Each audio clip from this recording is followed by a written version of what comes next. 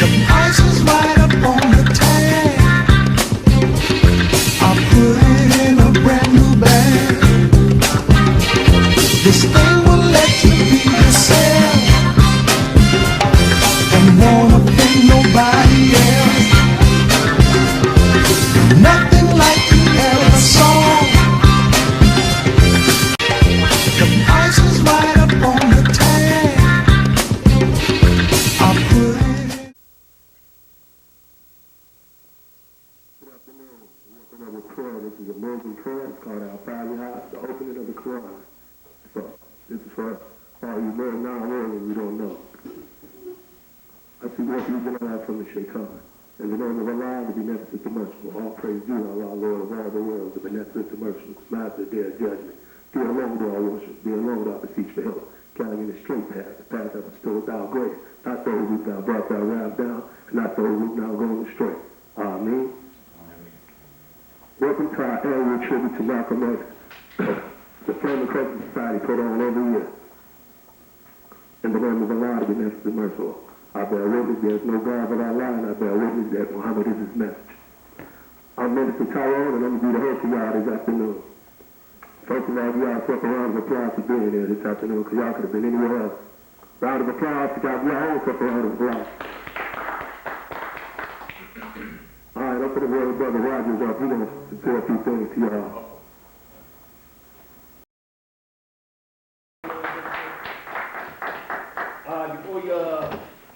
Since this is about Malcolm X, the tribute to him, Malcolm was raised a Garveyite. I don't know if many of y'all knew that. And he was a big follower of Marcus Garvey, so we're going to give a little something to Marcus before we go on.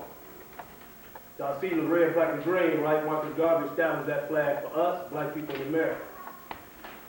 And I'm going to read the pledge, the red, black, and green flag, pledge of allegiance. Y'all can read along with me after I finish.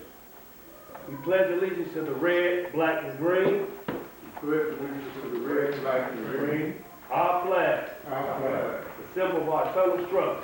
The symbol of our eternal struggle. And to the land we must obtain. The land we must obtain. One nation of black people with one God of us all. One nation of black people with one God of us all. Totally united in the struggle for black love. Totally united in the struggle for black love. Black freedom. Black freedom. And black self-determination. And black self-determination. All right, if y'all don't know what the red, black, and green flag stand for, the red represents the blood that the black people shed for the struggle that we hear. The green is for the land that we come from that give us our life. And the black represents the people that we are, that God created us to be. God only created one people, and that was the black man and woman, and everybody else comes from it. Now, let me let y'all know what the Flame and Crescent Society is all about. First thing, the Flame and Crescent Society is an Islamic organization. We promote Islam.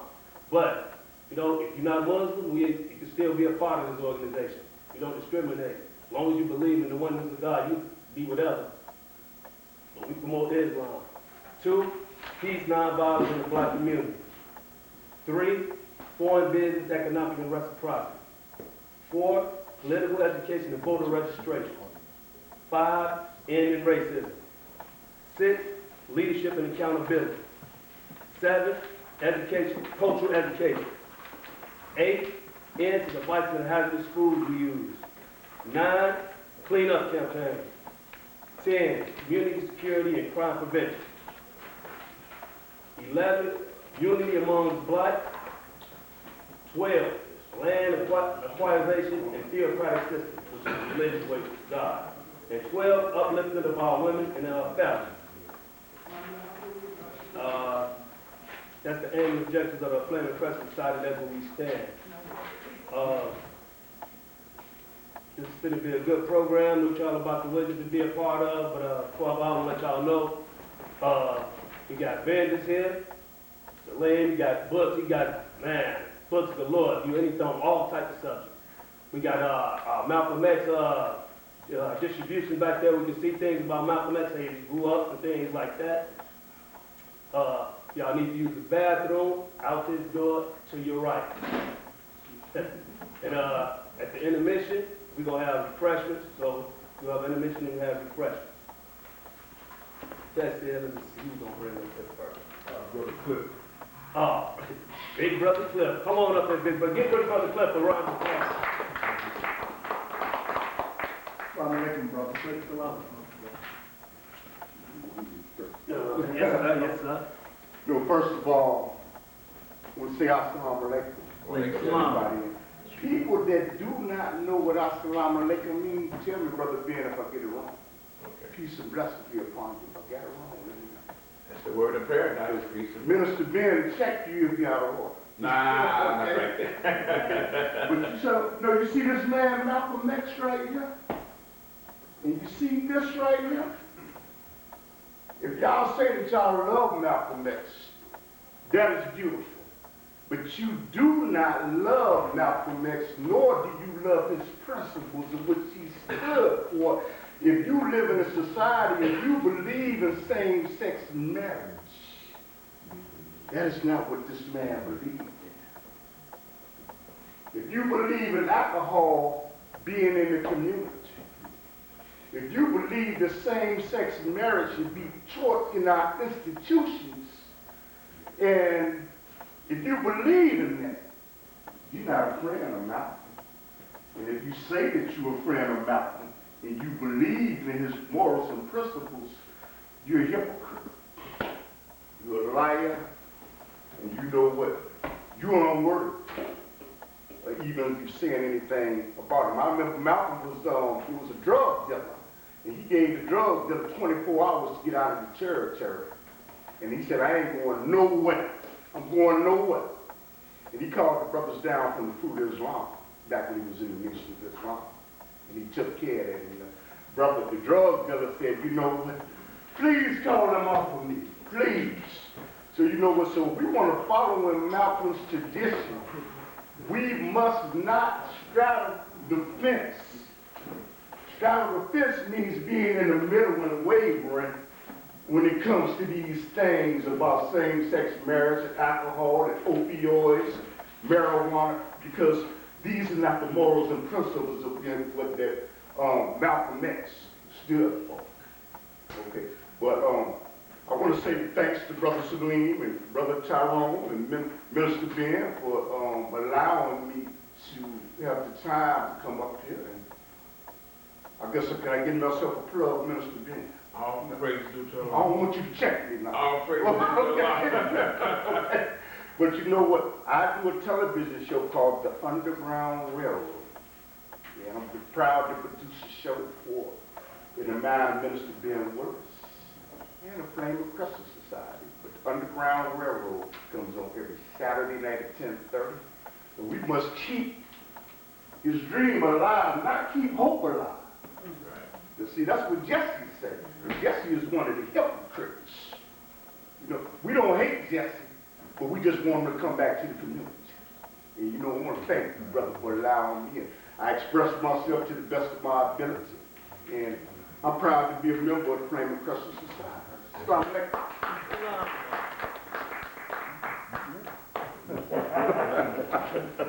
Y'all give it up for Cliff, yeah.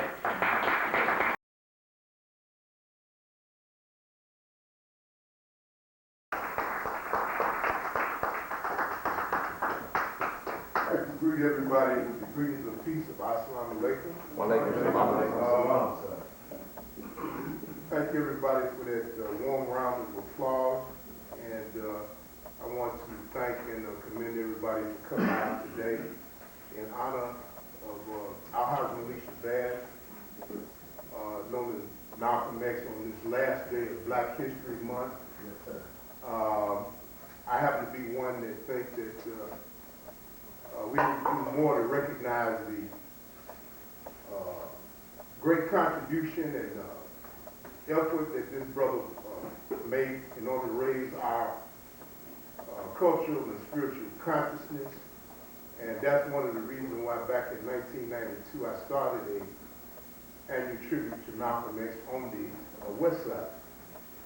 One of the things that we like to do every tribute to Malcolm X that we have is we like to recognize other individuals in our community who've been doing outstanding work in the tradition of Brother Malcolm and our ancestors in order to wake and shake our people up. That was a good point. All right, getting ready to give it our keynote speaker about to get ready to bless y'all with some beautiful words pertaining to Brother Malcolm. So I'm going to bring him up. Y'all give a big round of applause for Minister Ben Willis.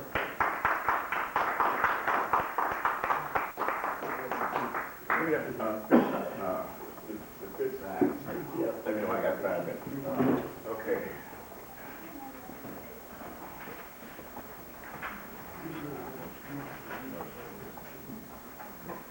I'd like to thank God for bringing us Moses and the Torah, the Jewish scriptures. I like to thank God for bringing us Jesus and the gospel. I thank God for bringing us Muhammad and the Holy Quran. Peace be upon these worthy servants of Almighty God. My name is Minister Ben Willis. I'm the national representative of the Flaming Crescent Society. Before I say anything else, please give me a round of applause for my colleagues, Brother Salim, Abdul-Khaliq, and Brother Tyreoe. These brothers inspire me. These brothers work diligent. I know the compassion in their hearts. You know, these brothers I lean on in different times. So I'm thankful for you, brother, and for you too, brother. It's good to see. I love black people. I love my people. I've always loved my people. The way we do things, the way we act, how we act, and everything else. It ain't nothing better. I like to thank my young brother here that made it. I'm surprised to see him. My brother James just raised. I'm so happy to see him. Don't forget Marvin. Brother Mark, that's a young warrior. Last month, there was a very enlightening lecture that we had last month. It was about the disconnect between the elders and the youth and what should be done, because that's how we're going to build a nation. You know, we're going to build a nation that way. And it got very heated. It was very powerful lecture that we had meeting last month, and that's something that we should continue to work on to do that. Also, what I want to do is anybody that has any organizations in here, I would like for you to get in contact with us, because one day we want to sit down and have what's called a Black Summit, and our organizations would get together. We ain't talking about how we worship. We ain't talking about political party, what side of the street you live on. We're talking about enhancing black people. I mean, we can do anything like have a youth basketball game, something like that. It doesn't take much to do that, but that's a positive, easy approach for us. So please do that. And if you want to join the Flaming Crescent Society, feel free, because if you love black people and you want to work and to our struggle and our enhancement, please, by all means. One thing I will do, and I have no problem with that, I don't bite my tongue. People say they talk about Malcolm, they love Malcolm so much, and they come out for this tribute, and it's over with. Tomorrow is red beans and rice like every other day. So that's it. I mean, that's where we come from. Now, this is the last day of Black History Month, and there's an attack on our people. But let me get down to some of the things that some of the current events that's going on today. There always seems to be a lot of mess going on in February. Last year it was the Colin Kaepernick trying to get black people from not participating in the Super Bowl, and some did. Gladys Knight said, forget that, y'all don't know me, I'm doing it anyway. Martin Luther King's daughter got out there and said she backed down on Trump. It is always in Black History Month.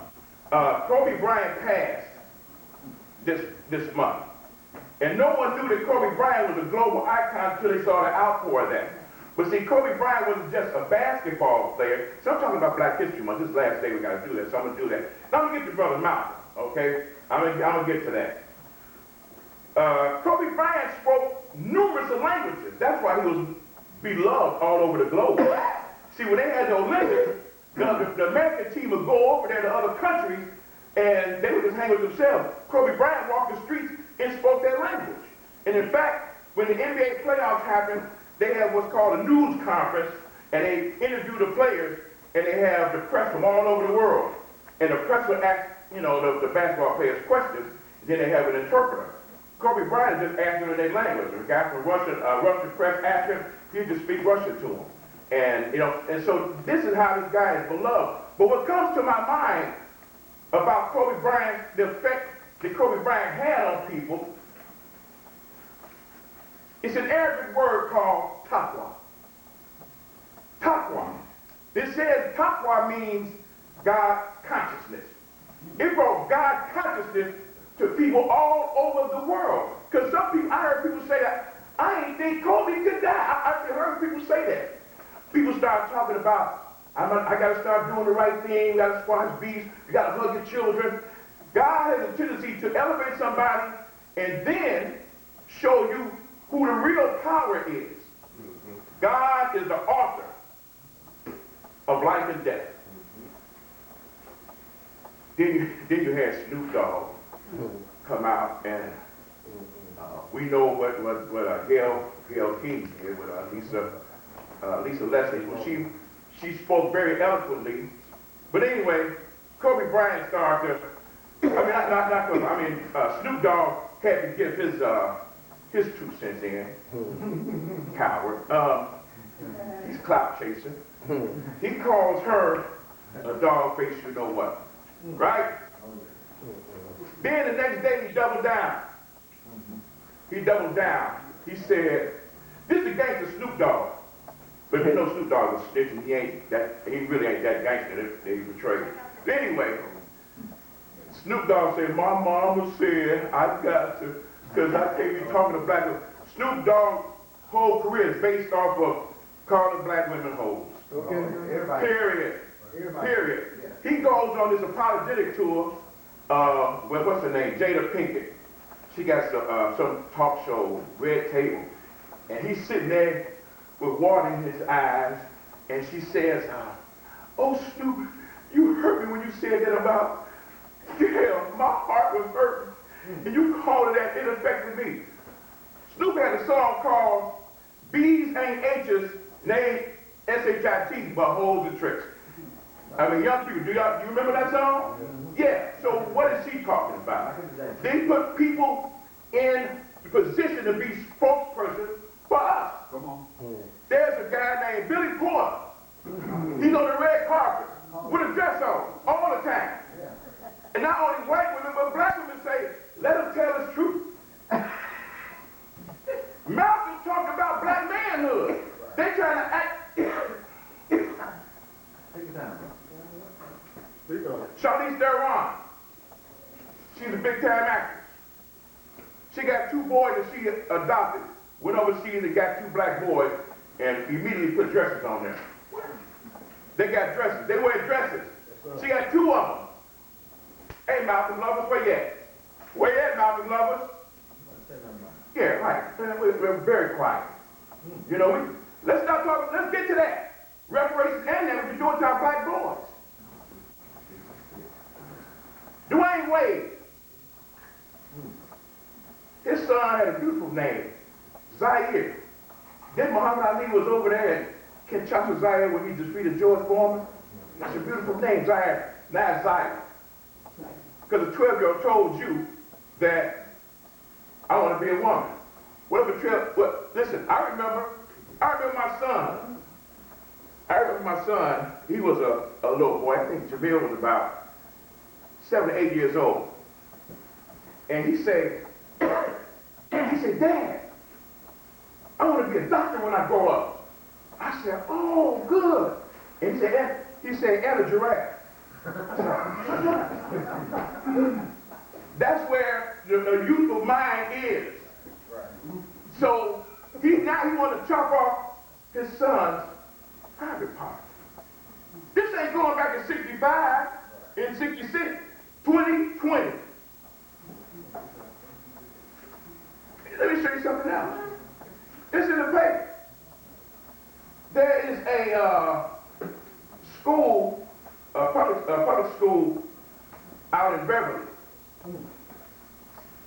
right here. They got, it says, Southside Elementary School African Animals Project for Black History Month. It says, Felicia Manning couldn't believe the Facebook discussion about her fellow parents at Sutherland Elementary School in Beverly to honor Black History Month. Teachers had assigned kids a project about African animals. She called it her 5-year-old daughter and said she checked her backpack. They had monkeys to celebrate Black History Month. This was last week. 2020. 2020.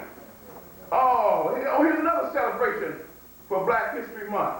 Oh, it says celebrating Black Her Story Month. This came out last week. It says Monday drag show Black Girl Magic to pay special tribute to iconic African American women this week. This is going on. This is a couple of days ago. This ain't in the 60s. It's not that at all. Let's talk about Malcolm. When I took on to do this, I had to, you know, any means necessary, you're going to put with bank bills, all of that. I'm not talking about that. I'm not getting into that. I had to go and see where I was with that. How do I relate with this brother? Okay? And it made me start digging. I had a chance to meet a brother who was a pioneer that was in the Nation of Islam. My father was in the Nation of Islam. I was born in 1954. So I was around when Malcolm was walking the streets. I was around here in Chicago. Well, I was young, I don't know nothing about that. I seen the Muhammad Speaks newspaper because it laid around our house all the time. My father was in the Nation. I would peek in there because I thought it was funny. Because all of the people they had in there was devil horn and tail. So as a child, that's animation to me. But other than that, I looked at that and I started thinking about the 60s, those who can remember. We were called Negroes and colored people. And we was proud of that. See, if you call somebody a Negro now, it's a slander to them like they're old, bootlicking, buck dancing slave. But back then, we wore that name proudly. I'm a Negro, I'm a colored person. If you call a person black, all you gotta do is get a fight. All you gotta do is say, your mama, or you black. Now you get ready to fight. Because in our community, during that time, it was, if you like, you're all right. If you're brown, stick around. And if you're black, get back. So the people that were darker skinned, they would, to take the sting out of how you got treated during that time, they would take the name and Shine, Smoke, Midnight. They would take that themselves. So people wouldn't hit them with that sting. Now, I kept looking at this. I said, what do me and Malcolm, I started digging into that instead of everything else that was going on. Because we all know the history and stuff, his history. And the people that came up here and spoke did a brilliant job. But I'm the one that's a critical thinker, and I've always been a critical thinker. I said, what did his brother have in common with me? Sure, you know what I did for the past 2 weeks? I asked people in general. I say, you heard the name Malcolm X? They said, yeah. I said, name one of his accomplishments. Don't give me your opinion. Name one of his accomplishments. You know the majority of them did not know. But I'm going to give you one. I spoke to a Nigerian brother. And I asked the Nigerian brother, I said, have you ever heard of Malcolm X? He said, yes. I said, what was one of his accomplishments? He said, he started his own business and he was into fashion. I said, wow. Now, he put a crazy picture in my head, Malcolm going down the runway with Gucci and all of that kind of stuff. But this brother, this is what he told me. This is what he said. I asked my son, Tuesday, 24 years old. I said, let me just see what Jamil said. I said, Jamil, you heard of Malcolm? He said, yeah. I said, what name one of his accomplishments at the Black Panther Party? All right, I'll proud of him. Dad stuck his chest out. But anyway, hustler. He was a hustler, pimp. But let's not get over this. Malcolm was a dope fiend.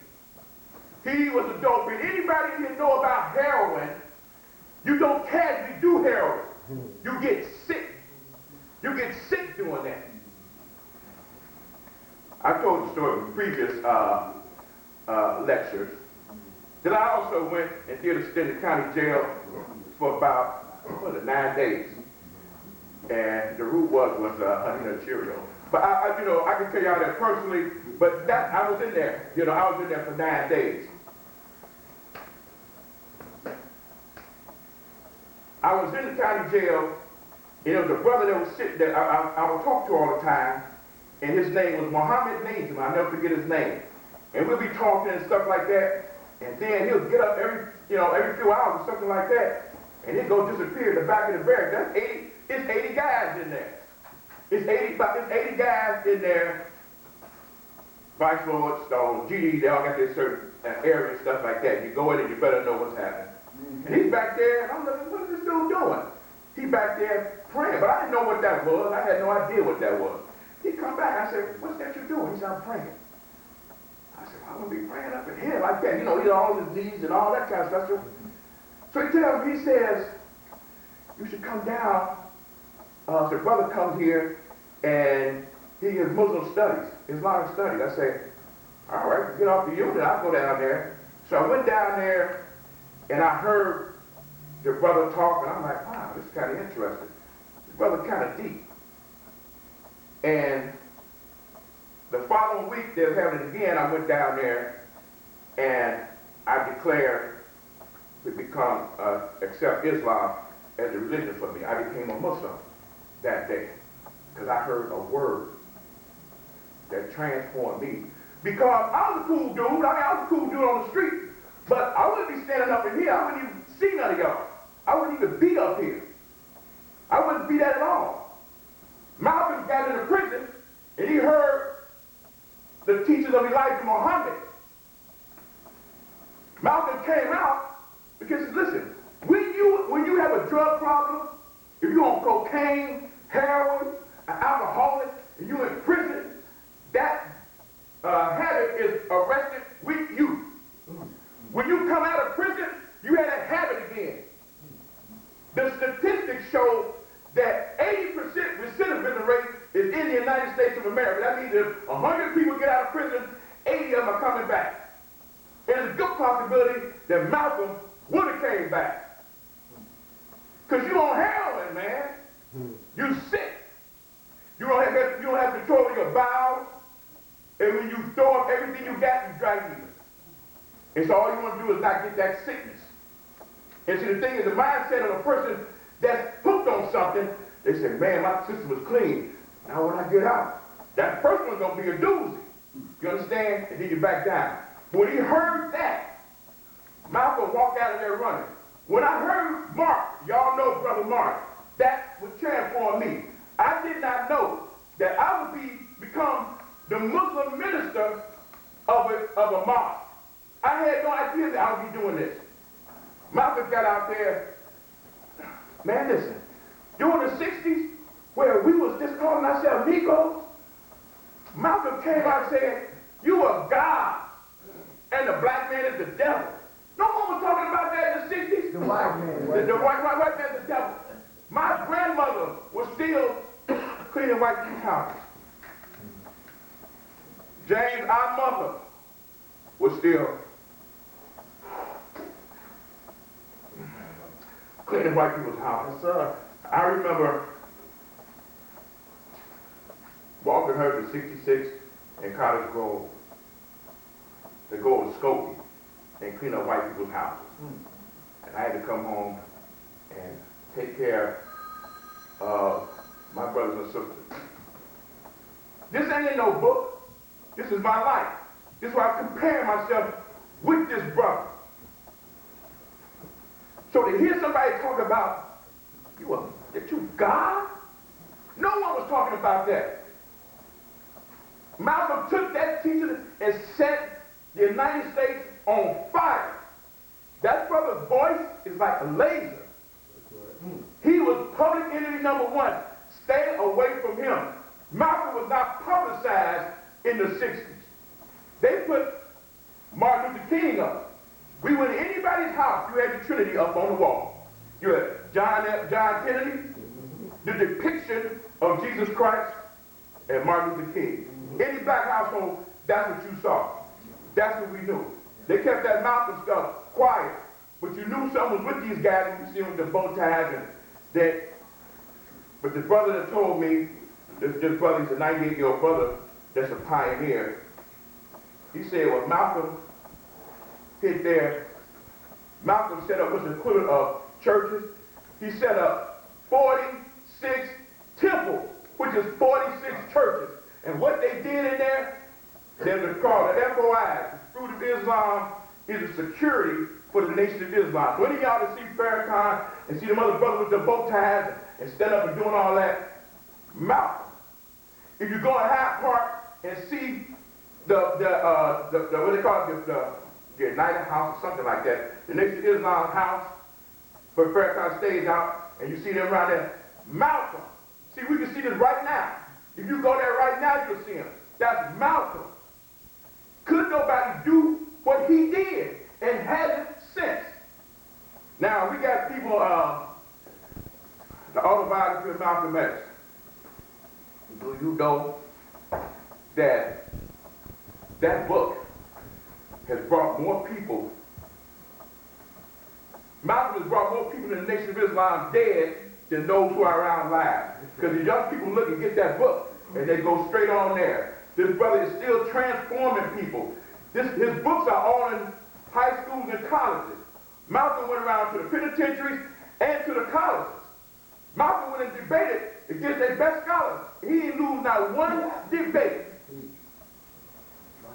I didn't have no direct contact with Malcolm, but indirectly. When I started coming into consciousness when I was about 2013, I said, you know what? Martin Luther King is getting slapped around. He's over there. They're marching over there at Marquette Park. And at that time, the dirt wasn't black in Marquette Park. You get over there, he's getting at you.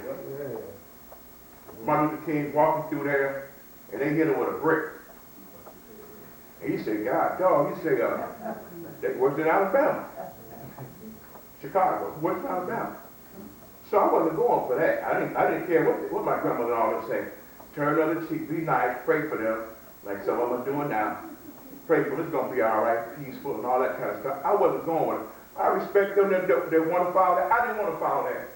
I was A-Trap Brown, Stokely, Huey Newton.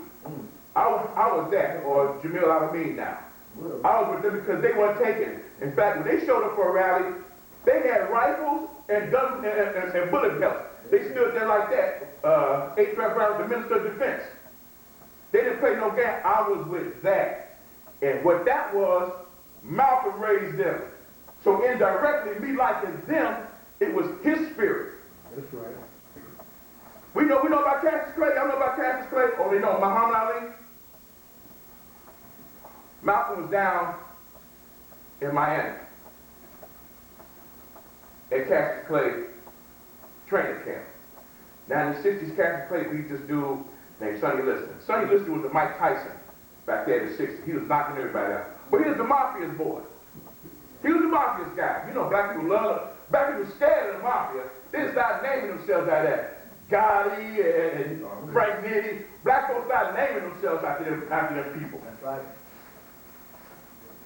They came up to Cassius Clay and told him, they said, listen, you're going to throw the next fight. And Cassius said, scared to death. See, there's one thing fighting in the ring, you got to fight out here. It's just a whole different story, because ain't no referee or none of that kind of stuff.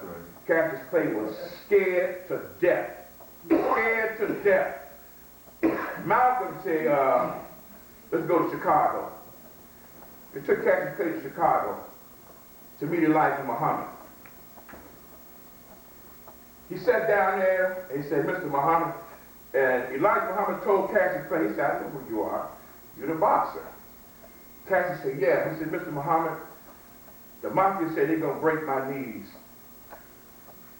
And Elijah Muhammad told Cassius Clay, he says, you tell them that they got needs too. He says, I'm gonna give you the name Muhammad Ali, and you go on that box, and ain't nobody gonna bother you. When they went there to fight Sonny Liston, they didn't know what the hell was going on. They said, he the guy with that biggest anti-Semite rebel, Malcolm X. They got with him, and there he was. Every time you see Muhammad Ali, Muhammad right there smiling. And the mob backed off. Muhammad get in the corner and prayed in the Muslim prayer, right in there. And the bow ties is around there. Malcolm had them people that think they couldn't even die, man. He had them in here that they couldn't die. These dudes, listen, these were straight killers. They was killers, robbers, stick-up men, dope men. That's what they was then. That's what they was based off of. Malcolm had control of them guys, and they would do anything for anything. You tell me, how you gonna get to somebody who think they could die? That's how deep this brother had them. That's how deep they was. So they didn't care about nothing. They didn't care about doing anything. They said about those entertainers too. These entertainers, they would come through Harlem to perform at the Apollo. You gotta check in. Because when they came there to the Apollo, they wanted protection from their white agents and Jewish agents. They would come there and try to get under the guise with the nation with Malcolm in charge. And the brother said, hey, y'all want this protection? Put the money in the bag. Put it in the bag. And they did. They put it in the bag. All of them. All those entertainers. That's what they was doing when they came to play at the Apollo, when Malcolm was in charge of that. They was, I don't know what this mess with this Bumpy Johnson. Malcolm had nothing to do with that. He had soldiers, man, around there doing that time. Let me read these soldiers out. Big Sad, Gladstone, Charles 3737X, Robert 35X, James 67X. This was a brother told me that's 98 years old, that's a pioneer, that's in there. He said, them dudes didn't play no game. Malcolm couldn't kick it with Bumpy Johnson, man. And it says, if you look at the film, it says fiction. So I don't want to keep going into that. But I just want to show you how deep this brother was. When them brothers out there selling dope, them brothers with Malcolm and Malcolm knew these guys. They ran together. They know what the deal is. You ain't gonna sell no drugs out here when we in the black community when we trying to build a nation. And they checked it in. They checked it in. So, I just want us to look at this and how it transformed you. That brother took the teaching, then he just took off. Then Malcolm got to the point, he went over to Africa and started galvanizing them African countries. Yeah. Now, I had a look, like I said, the Muhammad Speaks newspaper sit around my house. Malcolm came up with that paper and gifted it to Elijah Muhammad. But in that paper, it is the hand of a black man in Africa and a black man in America clapping hands together. No one wants to see you unified. Nobody. You become a threat. You become a threat. And that brother was going through, he was going through America. He was a problem. Here's another thing too about being at the top. Envy comes involved. Envy, y'all know y'all have been in positions and stuff like that become envious. People become envious of you. You know that. But no one ever did and hasn't, and I don't think will ever do what this brother did. He doesn't get that much attention, but here's the thing about that. When we sit here, and I'm talking about Malcolm, and we have a beautiful speeches about Malcolm, what we gonna do? See, what we're gonna do, we're gonna wait till another year, and have the same celebration, and say the same thing about Black History Month, and keep it moving. See, it's easy to talk, it's easy to talk. And I just want us to get together and do what the brother, he gave us an example. I mean, there's other brothers too and sisters that came here. And listen, let me say something too. Not all our heroes gotta be dead. I got heroes that's alive. And y'all do too. saying, give me my flowers when I'm here. You ever heard that? Give it to him. Your grandbaby could be your hero because your grandbaby can inspire you to do something. Like get off your behind and make them something to eat. But that's inspiration, ain't it? You see how simple that is? You know how simple that is? So brothers and sisters, this is a great celebration. With the Flaming Crescent Society, what we're doing, we want, like I say, if you love your people, you want to be involved with what we're doing, please get in contact with Brother Salim or Brother Tyreoe or myself. We welcome anybody. You know, we welcome anybody. Let me ask you a question. Any Muslims in here, raise your hand. Okay. So, what does that mean? Nothing. Nothing. Anybody come in here, guess what they're going to do? They're going to hurt, they're going to hurt black people. I don't care if you, like I said, Muslim, Christian, whatever, what side city you live on or whatever the case may be, they're going to hurt you because you're black. I had a young lady, she was talking about, she was lesbian, and she started talking about LGBT and all that kind of stuff. I can't say all the letters, LGBT, I can't say all of that. And she said that she wanted to describe and say their sojourn is the same as the slavery, the same with black people.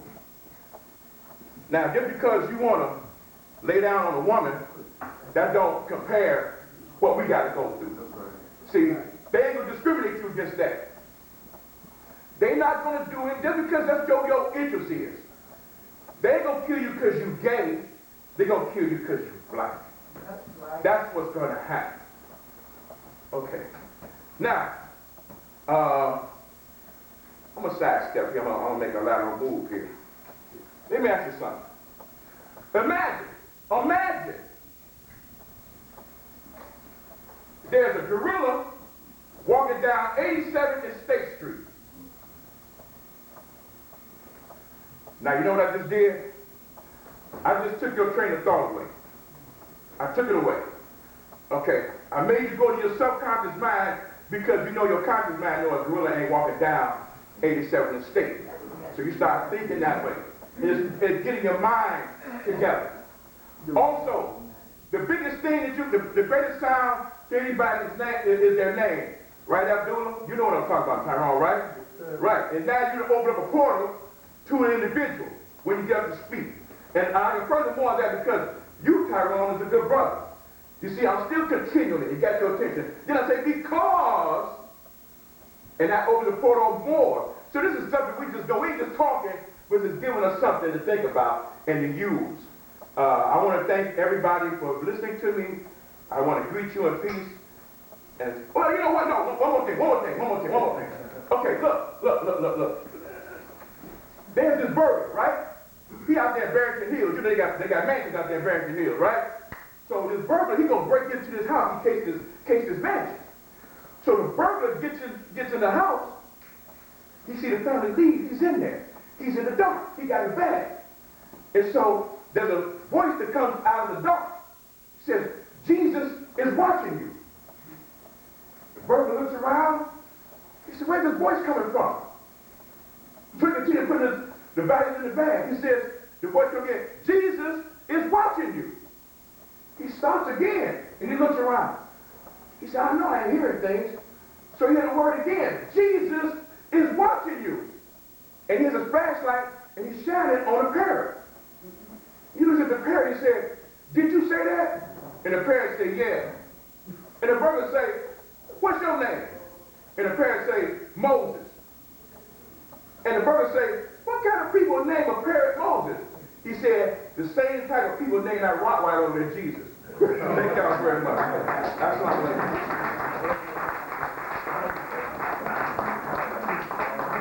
I'll give it up again for Mr. Ben.